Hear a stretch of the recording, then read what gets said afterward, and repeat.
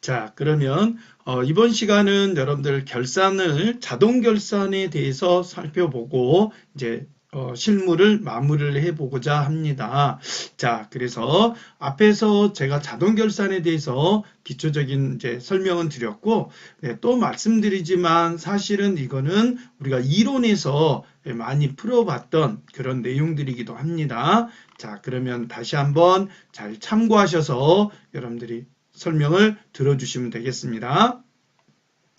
자, 일단 외상 매출금과 우리가 받으름이라는 게 있습니다. 이런 걸 우리가 매출채권이라는 말로 표현하죠, 여러분들. 매출채권이라 하고요.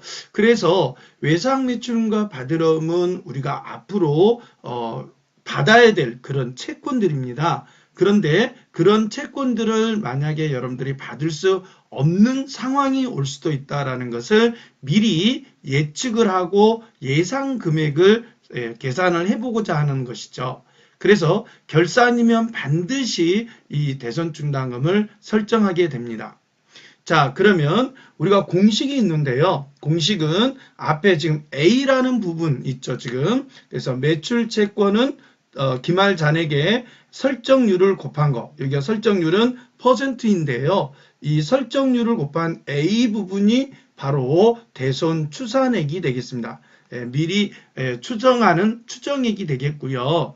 자, 그 다음 결산하기 전에 대손 충당금 잔액이라고 있는 게 바로 이제 B가 되겠습니다. 그래서 A와 B를 서로 비교를 해보고 그 A에서 B를 빼고 나면 자, 우리가 보충할 거, 그러니까 추가로 더 설정해야 될 보충할 금액이 나오면 대손상각비라고 하는 거고, 그 다음에 과대 계상돼서 이 B가 더 많은 거죠. B가 더 많아서 대손주남 환입이 발생하는 경우 두 가지가 있습니다.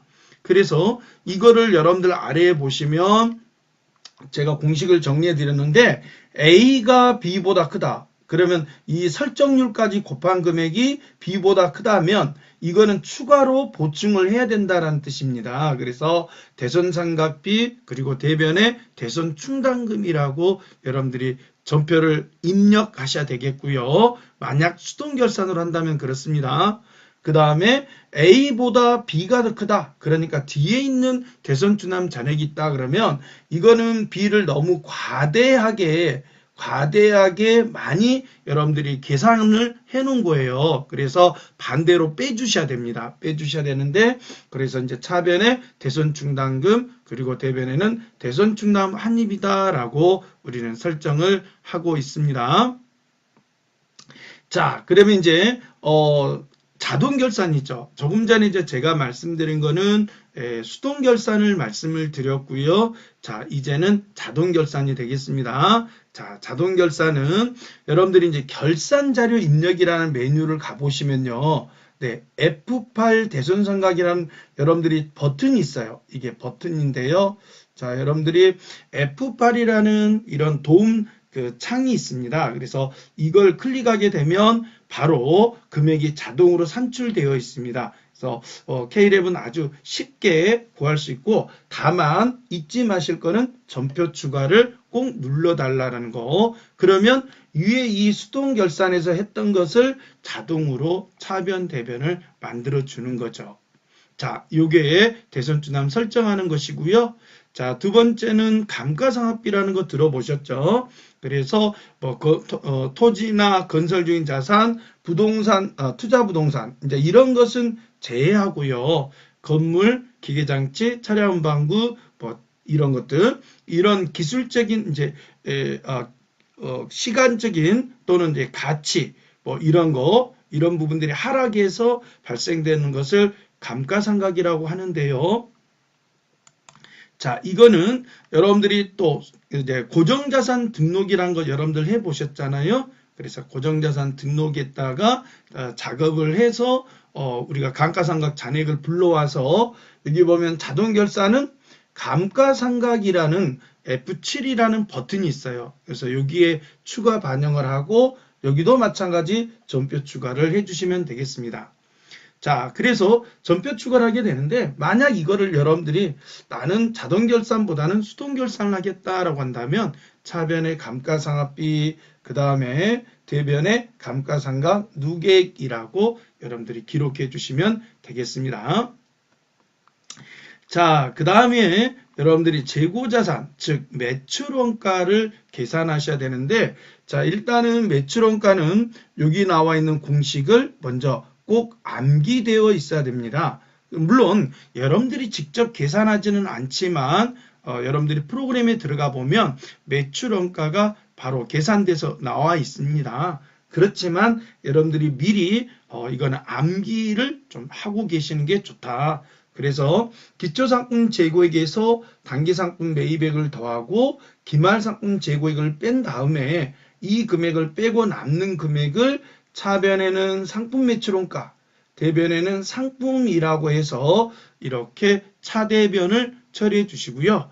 만약 이와 같은 문제를 자동 결산하겠다라고 한다면 결산자료 입력이란 메뉴, 여기도 결산자료 입력에서 들어가서 전표 추가를 해주시면 자동으로 분계가 만들어지더라라는 거죠. 자, 이번에는 퇴직급여 충당부채입니다. 퇴직급여 충당부채는 퇴직금을 설정하는 건데요. 자, 여러분들 여기 보시면 화면이 나옵니다. 다음 화면을 보시면 우리가 결산자료 입력이란 걸 들어가면 처음에 이와 같은 작은 창이 나타날 거예요. 업종별로 처리하는 게 이 제품 매출원가부터 해서 운송 매출원가까지 나올 텐데요. 저희들은 여기 제품 매출원가라는 부분이 있죠. 이 부분. 자, 지금 이 부분이 나와 있는데 이 부분을 여러분 체크해 주시면 되는 거고, 자, 여기서 이제 자동 설정을 또는 확인을 하시면 되는 겁니다. 그러면 여기 아래에 보시면 조금 전에 제가 설명드렸던 감가상각과 대손상각이 나오는 거고요. 자, 그 다음에 여기에 보면 이제 퇴직금이 나옵니다. 퇴직금 충당금이 나오는데요. 이제 CF8이라는 기능키를 이용해서 컨트롤 F8입니다. 컨트롤 F8 이거를 줄여서 말하는데 이 창이 있습니다. 위에 버튼이 있으니까 금방 한눈으로 보실 수 있을 텐데요. 자, 이거는 뭐냐요? 여기에 퇴직금 추계액이란 걸 여러분들이 넣게 되죠. 자, 여기서 퇴직금 추계액은 뭐냐? 결산일 현재 우리 종업원에게 지급해야 될 전체 퇴직금을 여러분들이 시험에 나와 있는 거를 여기에 이제 직접 입력을 하십니다. 입력을 하면 여러분들 합계잔액시산표에 있는 이 잔액, 퇴직급여 충당부채라는 이 잔액이 나와 있습니다. 그래서 자동으로 계산해서 여기에 결산에 반영할 금액이 얼마인지가 산출이 되므로 이걸 그대로 반영만 해주시면 되겠습니다. 자, 지금까지는 결산자료, 자동 결산에 대해서 설명을 잠시 드렸고요. 자, 실제로 실습을 통해서 우리가 찾아보도록 하겠습니다. 자, 그러면 지금 1번부터 우리가 한번 해보죠.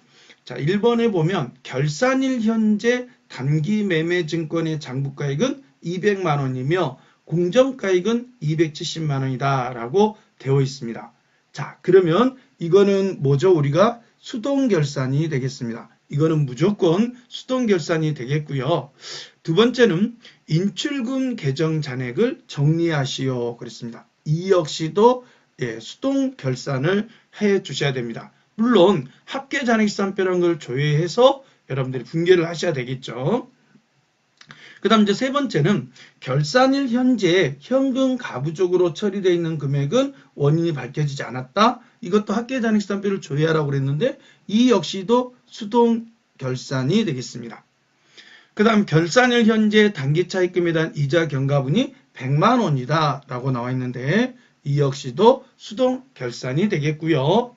자, 다음 자료를 보시면 보험료에 대한 기간 미경과분은 210만 원이다. 이것도 이제 찾아봐야 되겠지만 이것도 우리는 수동 결산 분계입니다. 그 다음 당사는 소모품을 구입할 때 자산으로 처리했다. 소모품 미사용액은 3만 원이다 라고 했고요. 합계잔액시산표를 조회하여 분계하시오. 이 역시도 수동 결산 분계입니다. 자, 그 다음 가지금 처리를 하는데 외상매입금 상환액으로 판명되었다라고 했으니까 이 역시도 수동결산입니다. 자, 그런데 8번, 9번, 10번을 보면 외상매출금과 받으름에 대해서 대손충당금을 설정하시오 그랬습니다. 그러면 이거는 수동결산도 가능하지만 사실은 우리가 자동결산을 하는 게 더 편하다라는 거죠. 뭐 수동결산도 분명히 할 수는 있습니다. 여러분들 할 수는 있지만 자동결산을 통해서 해보시란 얘기고요. 자, 여기도 마찬가지입니다. 기말상품 재고이익도 아까 우리가 조금 전에 공부했던 것처럼 수동결산은 가능하지만 역시 이것도 자동결산을 할 수 있다라는 거고요. 자, 10번은 2년 전 취득했던 차량 운반구다. 이거에 대해서 감가상각을 해라 그랬습니다. 이 역시도 수동결산할 수 있지만 우리는 이것도 자동결산이 편하다. 그래서 조금 전에도 이제 제가 설명을 드렸지만 여러분들이 이제 자동결산할 수 없는 것들이 있어요. 네, 자동결산할 수 없는 것들이 지금 1번부터 7번까지가 사실은 이제 자동결산에서 이걸 처리하기가 힘듭니다. 그래서 이제 이거를 수동결산으로 아예 분류를 해놨고요. 사실은 이제 나머지 8번, 9번, 10번은 수동결산도 가능하지만 자동결산하는 게 좀 더 쉽게 전달할 수가 있다. 이런 얘기가 되겠습니다. 자, 그러면 하나하나 우리가 이제 문제를 풀어보면서 이해를 해보도록 하겠습니다. 자, 1번은 결산일 현재 그랬습니다. 자, 우리가 단기 매매 증권을 평가하는데요. 장부금액 그랬습니다. 이거는 원가를 말합니다. 장부가액이 원가가 200이고 지금 시가가 현재 시가가 270이다라는 거죠. 그러면 200만 원보다 70만 원이 더 시세가 증가했고 상승했다라고 우리는 판단합니다. 자, 그리고 이것을 여러분들이 프로그램에 들어가셔서 여기에 일반 전표 입력이라는 곳으로 들어갑니다. 자, 이렇게 일반 전표 입력에 들어가신 다음에 여기에 12월 31일을 반영합니다. 12월 31일 결산은 모두 12월 31일자로 넣어주시고요. 자, 이거를 증가했으니까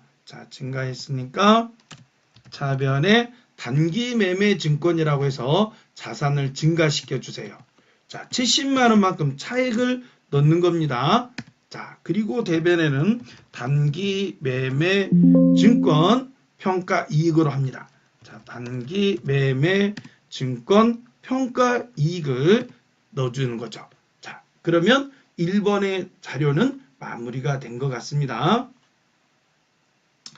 자, 두 번째를 보겠습니다. 2번은 인출금이라는 계정 잔액을 정리하시오 그랬습니다. 이거는 자, 우리가 기중에 대표이사 개인 사업자입니다. 저희 전산회계 2급은 개인 사업자가 신고하는 걸 말하는데 개인 사업자가 자기가 출자한 돈을 가지고 개인적인 목적으로 자기가 사용할 목적으로 사용한 금액을 인출금이라고 합니다. 그래서 회계연도 중에 자기 돈을 지출을 했다, 써버렸다라고 보시면 됩니다.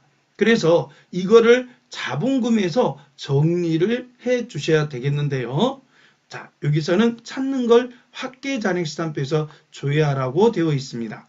그러면 우리가 합계잔액시단표를 하나를 더 열어보시죠. 여기 결산을 하니까 결산재무제표에서 합계잔액시단표를 선택해 봅니다. 자, 그리고 이렇게 합계잔액시단표가 나오면 12월 31일을 하고 아래로 내려봅니다. 이렇게 아래로 내려보시면 이쯤에서 자본금 쪽에 보면은 인출금이라고 해서 마이너스가 지금 160만 원이 설정되어 있죠. 자, 이거는 회사 사장님이 자기의 돈을 지출을 했다라는 얘기가 되겠습니다. 그러면 이 금액, 이 160만 원을 인출금을 여러분들이 정리를 해 주셔야 됩니다. 그러면 뭐냐? 바로 위에 있는 자본금에서 인출금을 정리를 해 주셔야 되죠. 그러면 현재 자본금은 대변에 있습니다. 여기 보시면 대변이라고 보이시죠? 대변에 있는 거를 차변으로 보내고 그만큼 인출금을 정리를 해주시면 되는 겁니다. 자, 160만 원에 대해서 회계 처리를 해보도록 하겠습니다. 자, 차변에 자본금이라고 합니다. 자본금 해가지고 160만 원 넣으시고요. 대변에는 인출금이라고 합니다. 인출금이라고 해서 160만 원만큼을 차감해 주시면 되겠습니다. 자, 이번에는요. 다시 예제를 보시죠. 자, 세 번째는 결산일 현재 현금 가부족이라는 계정이 있다는 거죠. 현금 가부족이라는 계정이 있고 이거에 대해서 원인이 밝혀지지 않았다. 그러면 앞에서도 제가 몇 번의 반복해서 말씀을 드렸지만 현금 가부족은 임시 계정입니다. 임시 계정이니까 이거는 우리가 재무 상태표라든지 이런 손익계산서에 더 이상 반영하시면 안 돼요. 즉 재무제표에 반영되어 있으면 안 되는 임시 계정입니다. 그래서 우리는 이거를 반드시 정리를 해 주셔야 되는데요. 만약에 부족하다, 결산 시점까지 부족하다 그러면 잡손실이 되는 거고 만약에 가행됐다, 많이 남아있다라고 생각한다면 그거는 잡이익으로 처리를 해 주셔야 됩니다. 그래서 우리는 합계전액시산표를 다시 한번 조회를 해보고 찾아보겠습니다.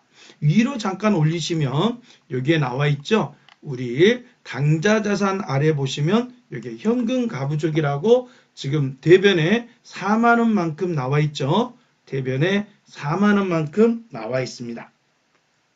그럼 이거를 없애 주셔야 된다는 거죠. 4만 원만큼을 없애 주셔야 됩니다. 그러면 대변에 있던 게 차변으로 간다 이거죠. 자, 그러면 한번 더 볼까요?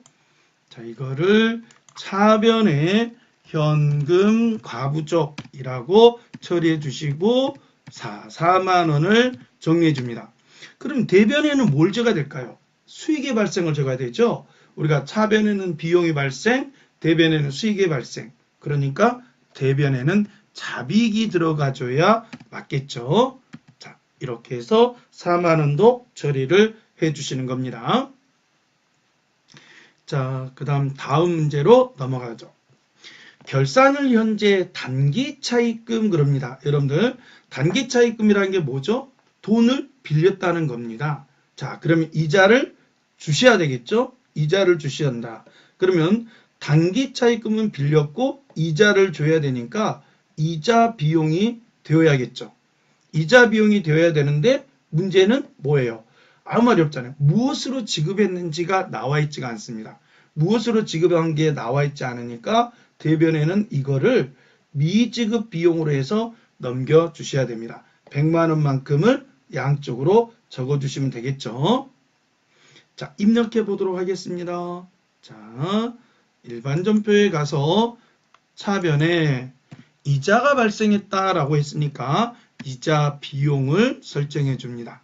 자, 이자 비용이라고 해주시고 100만 원 넣어주시고요. 그 다음 대변에는 미지급 비용이라고 합니다. 자, 미지급 비용, 미지급 세금이 들어갔네요. 자, 미지급 비용 하고 100만 원을 설정해 주시면 되겠죠.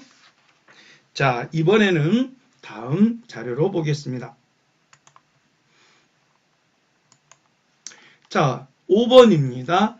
보험료에 대한 기간 미경과분 이겁니다. 기간이 미경과되었다라는 것은 뭡니까? 이거는 내년 거다. 즉 차기분이다라는 거죠. 이거는 올해 게 아니라 내년에 해당 분이다라고 합니다.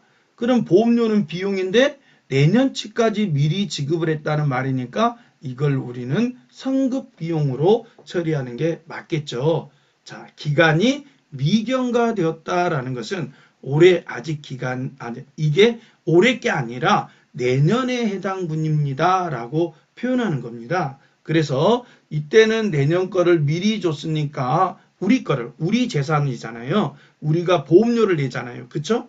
우리가 내 돈으로 내 보험료를 내는 거니까 자산으로 보시고요. 대변에는 보험료라고 해서 여기가 210만 원 들어가면 되겠죠? 자, 210만 원 넣고 210만 원을 넣어주시면 되겠습니다. 자, 역시 넣어보도록 하죠. 그러면 차변에 선급 비용이라고 합니다. 선급 비용. 자, 그리고 210만 원을 반영하시고 대변에는 보험료라고 합니다. 자, 이때 800번을 넣으니까 821번 보험료로 넣어주시면 되겠습니다. 자, 이번에는 한번 또 다음 걸 풀어보죠. 당사는 소모품을 구입할 때 자산으로 처리하였다. 이 말은 무슨 얘기죠? 소모품이라는 걸로 처리를 했다는 얘기입니다. 자산으로 처리했다라는 것은 소모품으로 처리되었다라는 거죠. 그러면 제가 매번 말씀드리지만 결산에서는 이걸 대변으로 보냅니다. 결산은 없어진 걸 처리해 주시고요. 그럼 차변에는 소모품 비라 이렇게 여러분들 암기해 놓으시면 좋겠어요. 그래서 비용으로, 그러니까 자산으로 처리를 했지만 결산에 와서는 비용으로 처리할 것, 즉 여기서는 사용액을 찾아봅니다. 사용액을 찾아서 그 사용액을 반영을 해주시면 되는데요. 여기에 문제를 읽어보면 미사용한 게 3만 원이다 그랬어요. 미사용한 게 3만 원이다. 그럼 사용액이 안 나왔잖아요. 그러면 사용액을 찾아보셔야 되겠죠. 자, 그래서 합계잔액산표를 조회하세요 라고 했으니까 여기에서 소모품을 찾아봅니다. 자, 소모품은 여기 나와 있네요. 자, 소모품이 13만 원이 지금 나와 있죠. 소모품이 13만 원이 나와 있습니다. 자, 그런데 조금 전에 3만 원이 미사용액이라고 하지 않았습니까? 3만 원이. 그러면 사용액은 10만 원이 답이 되겠죠. 사용액은 10만 원이다. 이거를 반영해 주시면 되겠습니다. 자, 그래서 차변에 소모품비입니다. 소모품비라고 반영하시고 10만 원을 넣어주는 거죠. 대변에는 소모품입니다. 자, 소모품이라고 해서 10만 원을 반영하시면 되겠습니다. 자, 수동결산 마지막. 자, 결산일 현재 가지금 계정의 잔액은 그랬고요. 거래처 행복물산에 외상매입금을 상환한 거다. 그럼 이건 뭐죠? 부채를 상환한 거죠. 부채를 상환한 거다. 그러면 어떻게 해요? 차변의 부채의 감소니까 외상매입금이 나와야 될 것 같고요. 자, 이거는 이제 없애줘야 되죠. 우리가 가지금과 가수금은 임시계정이라고 제가 말씀을 누누이 드렸죠. 반복해서 드렸습니다. 그래서 임시계정은 절대 현금 가부족처럼 이런 임시계정은 반드시 없애주셔야 됩니다. 이거는 꼭 반드시 없애주셔야 됩니다. 그래서 합계잔액산표를 한번 찾아서 보죠. 자, 가지금을 한번 찾아봅니다. 자, 여기에 나와 있네요. 가지금의 잔액이 15만 원이 지금 남아 있습니다. 가지금 잔액이 15만 원이 잔액이 남아 있습니다. 잔액이 남아 있죠. 그러니까 차변의 가지금은 50만 원이었고 대변의 가지금 35만 원을 차감하면 잔액으로 15만 원이 잔액이 남았다라는 것을 알 수 있죠. 자, 이거를 외상매입금으로 상환한 거다라고 했으니까 외상매입금 15만 원 정리해주고 가지금 15만 원이라고 이렇게 처리해 주시면 되겠습니다. 자, 그러면 전표를 한번 넣어볼까요? 자, 여기에 차변의 차변의 외상매입금입니다. 자, 외상매입금으로 처리해 주시고요. 외상매입금 하고 해주시고 좀 전에 15만 원이라고 그랬죠? 자, 15만 원입니다. 자, 그리고 여기 거래처가 있었죠? 행복물산이라는 거래처가 있었습니다. 그래서 행복물산 거래처 상환한 걸로 넣어주시고요. 대변에는 가지급금이다 라고 해서 15만 원을 마저 이렇게 정리해 주시면 되겠습니다. 자, 지금까지 여러분들과 함께 수동결산에 관련된 거를 함께 여러분들과 나눠봤고요. 자, 여기에 이제 자동결산입니다. 예, 자동 결산이 나오는데 자동 결산은 여러분들이 외상매축이나 이런 받으름 잔액들을 반영을 하는데 일단은 결산 자료 입력에 들어갑니다. 결산 자료 입력에 들어가서 그 자료 입력이라는 메뉴를 선택하죠. 자, 여기는 지금까지 수동 결산을 했고요. 자, 여기에 결산 자료 입력이라는 것을 들어가서 나머지 자료를 반영하고 우리가 끝마치는 거죠. 자, 그러면 여기는 잠깐 또 우리 휴식했다가 자, 마무리하는 걸로 해보겠습니다. 잠깐 쉬었다 하겠습니다.